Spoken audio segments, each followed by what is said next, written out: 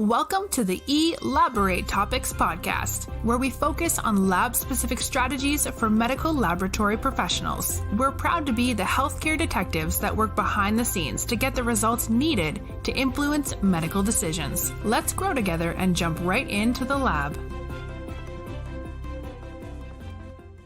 Welcome to another episode of eLABorate Topics podcast. I am your host, Lona Small. And eLABorate Topic is a weekly podcast where myself and my co-host, Taiwana Wilson and Stephanie Whitehead, come to you to bring you topics and tools to help you to excel both inside and outside the lab. And a little bit about me. I am a quality and process improvement specialist.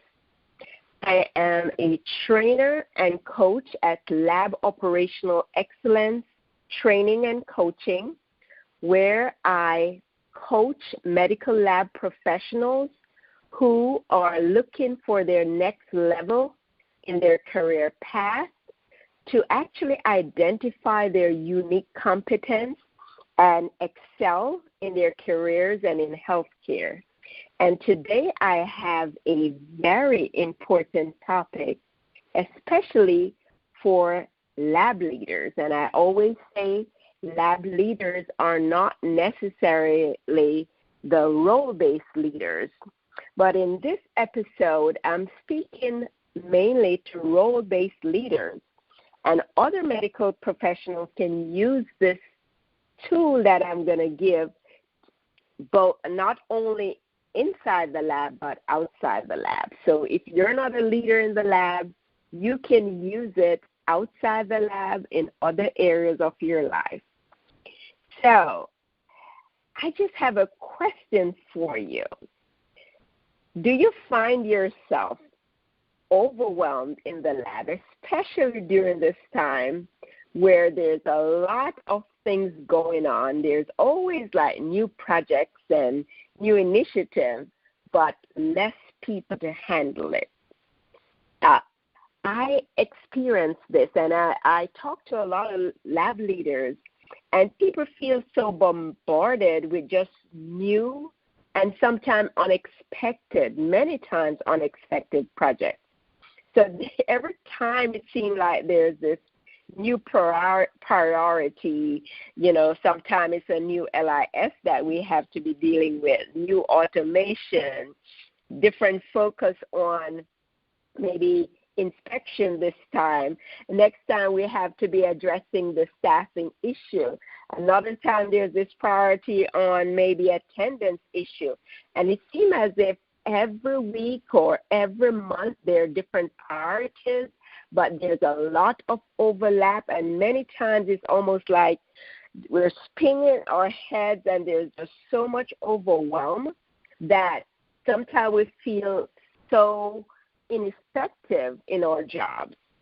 And it really reminds me, especially an incident that I had when I just started as a new supervisor, and there was a lot of issues with staffing.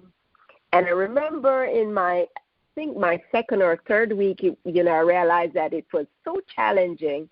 And I said, let me sit down with my manager to see if she could help me with some tools or maybe some tactics to address some of the staffing issues that I was having.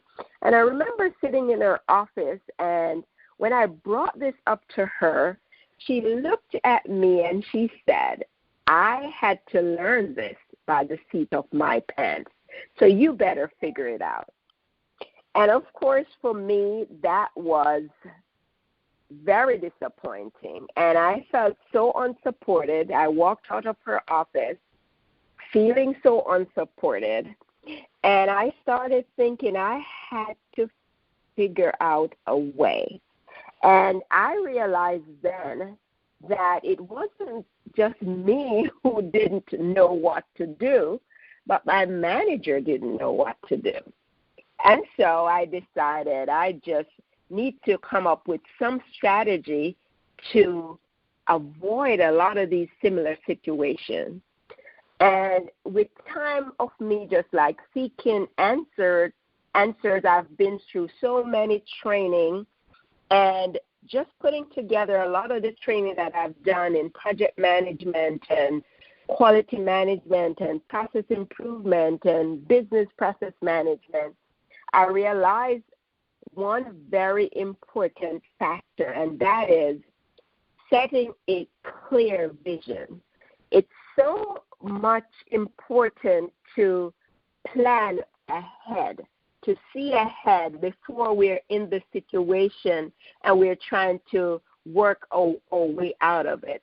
It is so difficult when you're just like stuck in the weeds. It's very difficult to see clearly. So over time, I realized the importance of setting a clear vision. And I had developed, different strategies on setting this vision. And I created training programs. And I know the last podcast that I did, there was a training on from technical expert to an impactful leader. And there's an aspect of it that has to do with setting a vision. But just today I wanted to really drill down on a more tactical way of setting a clear vision.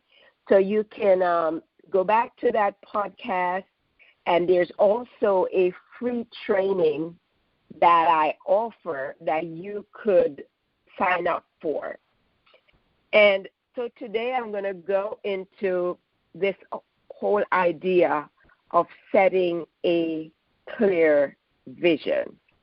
And I know a lot of leaders may say things like, it's not my responsibility to set a vision because it's really the administration or the hospital, if you're part of a hospital, or the C-suite that's responsible to set that vision.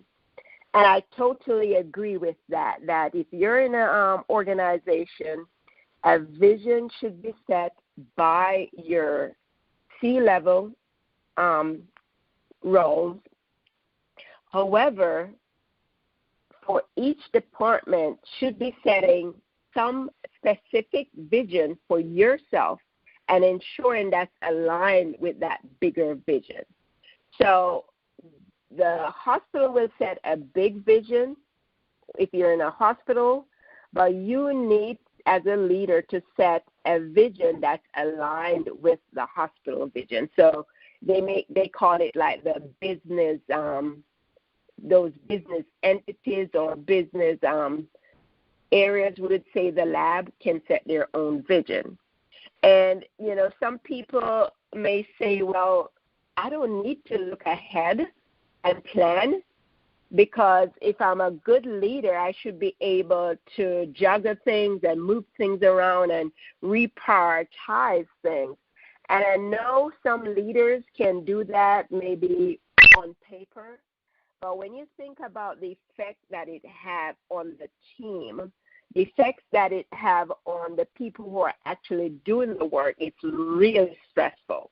And I've seen where supervisors feel so overwhelmed when there's just so many different priorities overlapping or they're unexpected, and supervisors get burnout, and I've seen where supervisors decide to leave.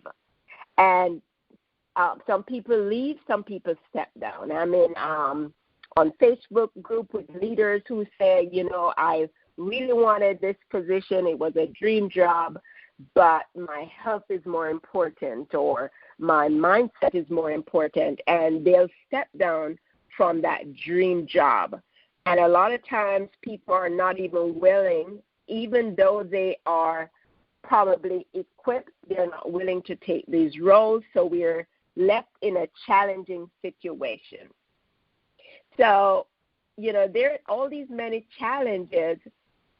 With using these strategies, it actually resolves a lot of these challenges that we are seeing when you actually set that clear vision for your area. So having a clear vision helps with so many things. For one, when you know what to expect, when you have a blueprint and you know what to expect, you can actually set up different tasks that align with that blueprint. So you can actually set goals to fit with that vision. You also can, you can actually align different initiatives that you have with the bigger vision, like we talked about. So now you're not conflicting. Whatever you're planning in your area is not conflicting with something that may come down from the top and say this is urgent and we need to do it, because we weren't paying attention to the things that are really aligned with the hospital goals and vision. So, and that's another positive, is that you can set your vision to align with the vision of the administration. Another great thing is that you can allot the right amount of time needed for a project, because when you set a vision, then we're going to talk a little bit about you set goals for those vision, and then when you set those goals, you can actually allot the right amount of time that's needed for each project. And not only you can allot the right amount of time that's needed, but you can also have assignments. So you're having the right type and the right number of people for the job. So you can plan those also. When you have those longer term vision, you can set long-term goals, and then you can plan better with the right type of people and the right number of people. Another benefit is that the team tend to be more on board with what's going on, because with a vision, and I'll talk to you a little bit later about how do you actually set that vision, but there are certain steps in setting a vision where the team comes in later down the pipe. So the team is aware of what's going on. So you tend to have a team that's on board and a team that know what to expect. So you have a better kind of environment, a better team culture, and you have a better morale in your team. You also, like I talk about, the team is on board, so that's creating that type of environment that you want to work in.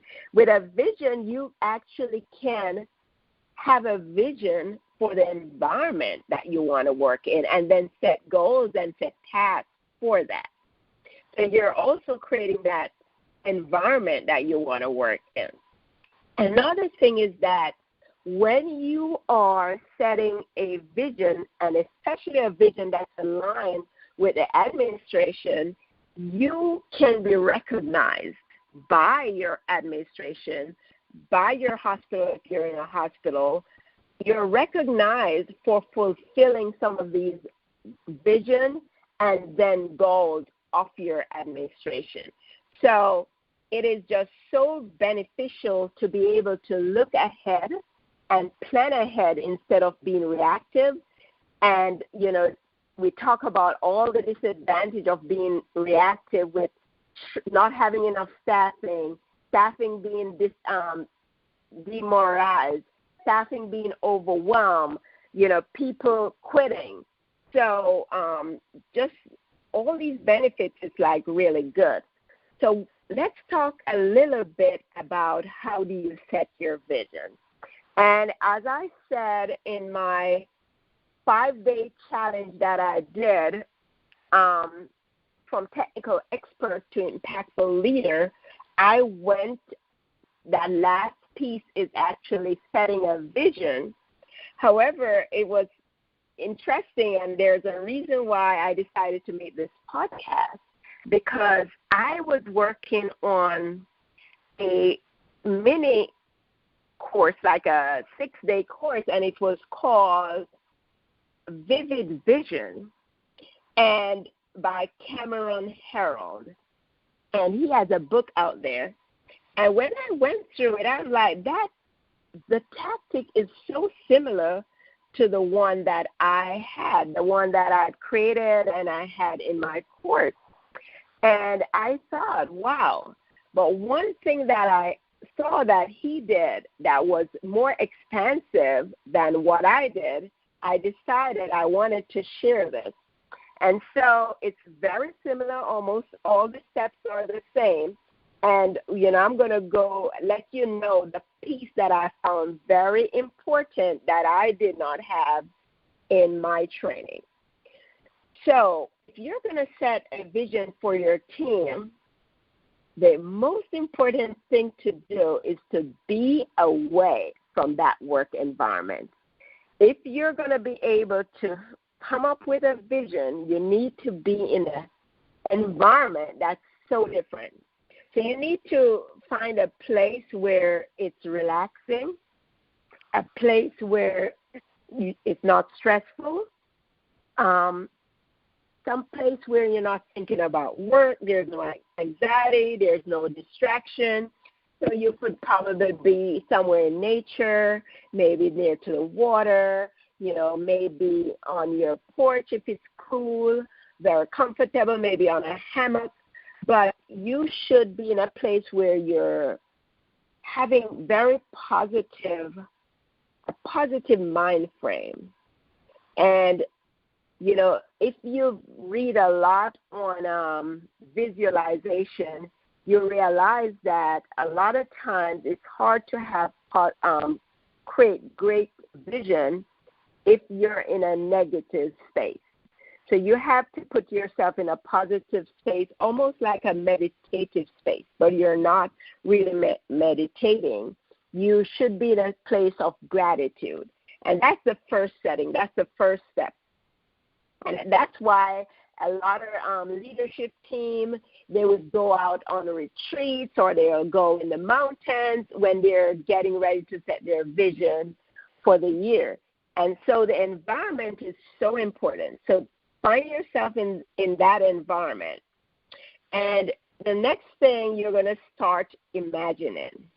Well, you're going to imagine up to 3 years. What would you like your lab to look like in 3 years?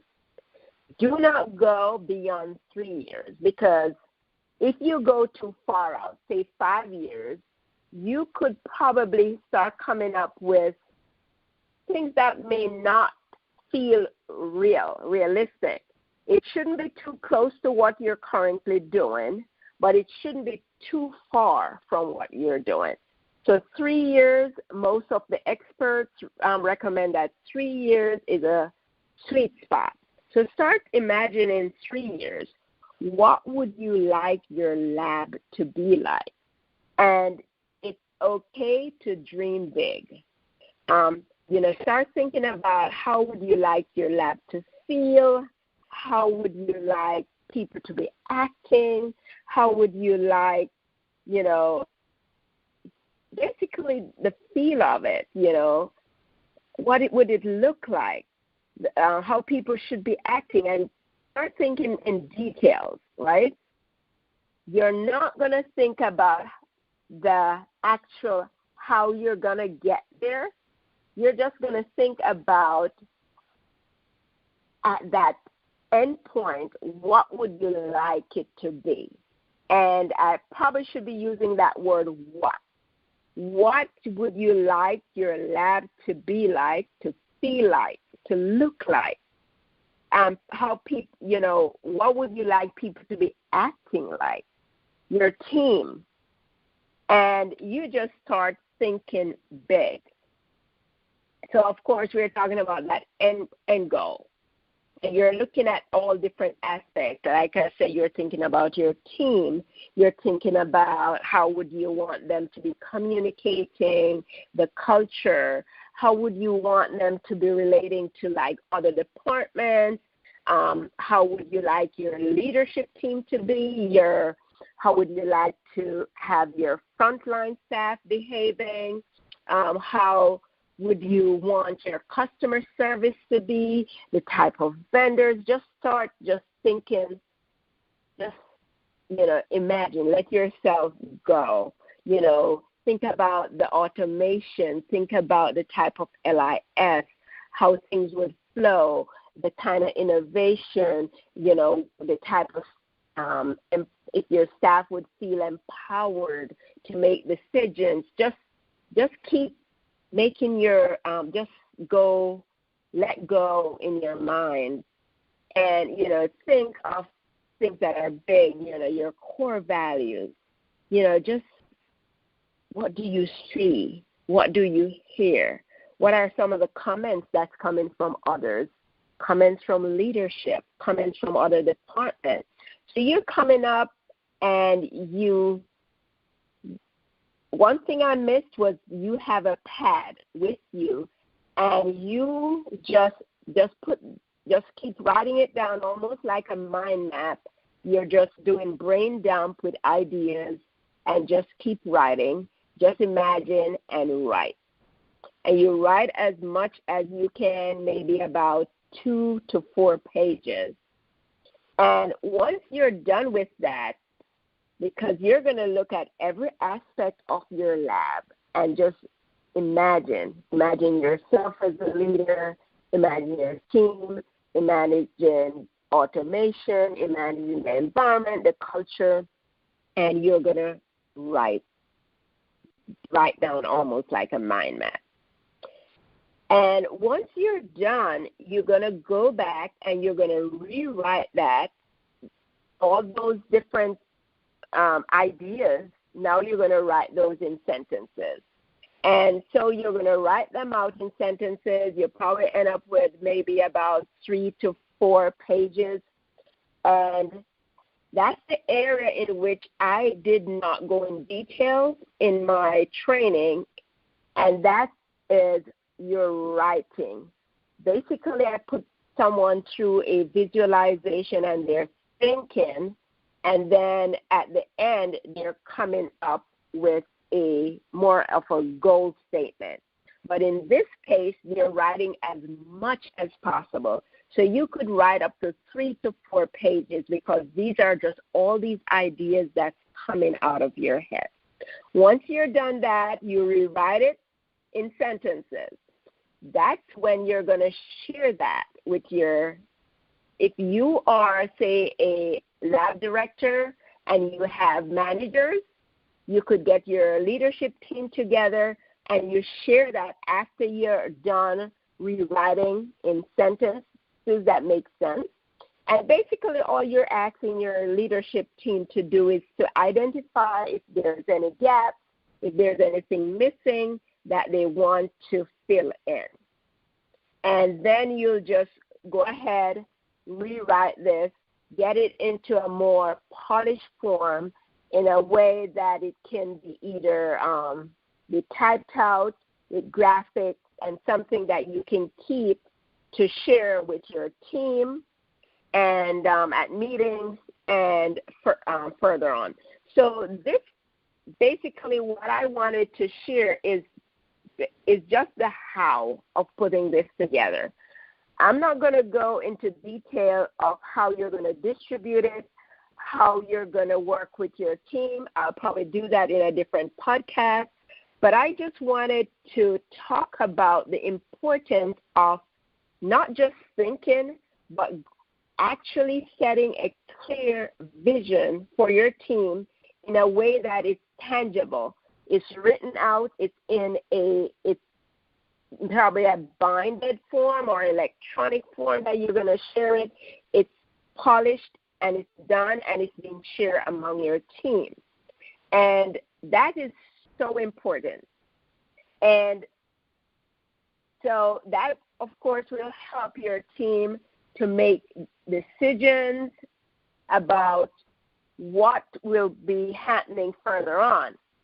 But I think I missed the last part. After you're sharing the draft with your management team, you want to rewrite everything in present 10. And I use that same method in my training, that once you're done sharing and you fill that gap, you want to write it down in the present tense. So as if it's actually not 3 years coming, it's actually happening today.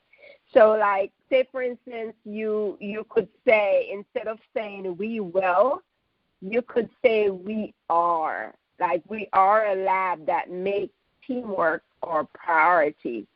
Or you could say our team is equipped and empowered, equipped and empowered to make decisions that will benefit our patients. So whatever it is that you're visualizing, the final draft is in present tense. And I know many leaders would say, well, why is it that it's probably the VP or the director making that vision statement or creating that vision on their own? Shouldn't this be a collaborative effort? And I'll say no. For any vision, the vision should be set by the leader. So if it's a lab and you're the director, you should be the one setting the vision. If you're in charge of a smaller section, then you should be the one. And it doesn't have to be one vision for your organization. You have more specific vision for your area, but it's the leader that should be setting that vision. And a vision is different from, I know there's like shared goals, or there's shared values. Those are things that you come together with your team, but the vision is something that the leader should set for the group. And I think that's kind of a misunderstanding or confusion. Some people would say, well, we're busy, it's always things coming here and coming there, we don't have time. Because I've seen that even recently where there's an opportunity to get a new leader, and the leader wanted to look at what's going on and set a vision, and they were like, we don't have time. Right now, the first thing we need to address is attendance. And so people get so lost in the weeds that you don't have time to look at the big picture. So don't make that mistake of saying we don't have time, because if you say we don't have time, you live in a situation where you'll never have time. And it's more like there's Stephen Covey says, spend some time to sharpen the saw. Even though you're in a hurry and you think you need to chop that tree down, you'll be working so hard because you're in such a hurry and it takes you much longer to get that tree down. If you had stopped and sharpened the saw, it will take you a shorter time. So many people think we don't have time to do what's important. So that's another mistake that we make when we say we don't have time to do the things that will save us time. Will save us challenges with attendance, will save us burnout, will save us challenges with staffing, will save us confusion. And so that's one mistake that I hear a lot. So I usually give you one thing that you can do at the end. And one thing I'm going to ask you to do, if you're not a leader, you still can do this, because you can set personal vision. Using the same method, you can set a vision for yourself. So if you're not a role-based leader, you could set a vision and you can look at different areas of your life. You can look at your career, your health, your finance, certain career goals. Where would I want to be in 3 years? What would I want my health to be? You could have a plan for your professional development and use the same method. And if you're a leader, go ahead and do that hammock piece. Do that mind mapping. Do that brain dump, and write that down as your first step. And so I'm so happy that I was able to share this with you. I know this is very important to set a clear vision. Many times we're too busy, but I think that this is something that we really should do. So go ahead and make that first step, and you'll be surprised. And I'm happy that you stopped by to listen to this episode of eLABorate Topics podcast. You can listen to other episodes on directimpactbroadcasting.com or any of your favorite podcast platform. And please share this with friends. Share this as much as possible with other medical lab professionals. Subscribe to this so you can get alerts when we have a new episode. We have a new episode every Tuesday. So please share this and subscribe. And until we talk again, this is Lona Small. And if you want to send us an email, you can also do that at directimpactbroadcasting.com. Have a great one.